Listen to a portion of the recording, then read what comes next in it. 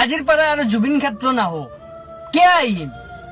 মোৰ আজি অসমীয়া বুলি কবা কাৰণে লাজ লাগছি ভাড়া এটা লৈ আছো কলকাতাৰ মানুহ জুবিন ক্ষেত্ৰ চাব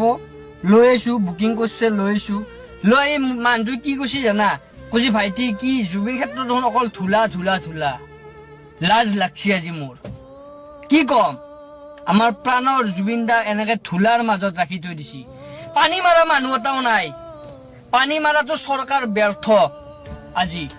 আজি বাহিৰৰ মানুহ জুবিন ক্ষেত্ৰত আহি লাজ দি গৈছে যে এই অৱস্থা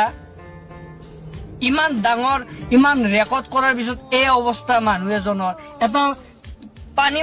পানী মাৰা মানুহ নাই কিমান বয়সীয়াল মানুহ আহিছে ধূলা ধূলা বালা ভৰ্তি চাৰু চাই দোকান বহে দিছে কি হব দোকান হলি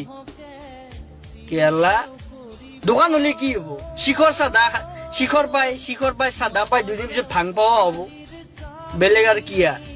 কিন্তু এই জুবিন ক্ষেত্ৰখন যে অলপ বনাব লাগে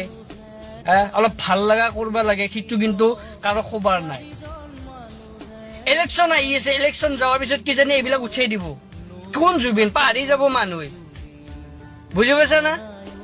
ইলেকশ্যনৰ কাৰণে অলপমান ৰাখি থৈ দিছে তাৰপিছত এইগিলা মাটিত কিজানি হোটেল হৈ যাব হোটেল দুদিন পিছত হোটেল হৈ যাব অলপমান কাম কৰ আমাৰ জুবিন দাক অলপমান যাতে মানুহৰ মাজত ৰাখিব পৰা ব্যৱস্থা কৰি দি আমিতো দুখীয়া মানুহ ভাই আমিতো একো কৰিব নোৱাৰো জাষ্ট আমি কবা পাৰো কৰবে গুণি লাগবো চৰকাৰে কৰিব লাগবো বুজি পাইছা না এই দেখছ না অৱস্থা নাই তাৰমানে দেখলি বেয়া লাগে আজি বাহিৰৰ মানুহ এটাই লাজ দি থৈ গৈছে এই জুবিন ক্ষেত্ৰত কৈছে ধূলা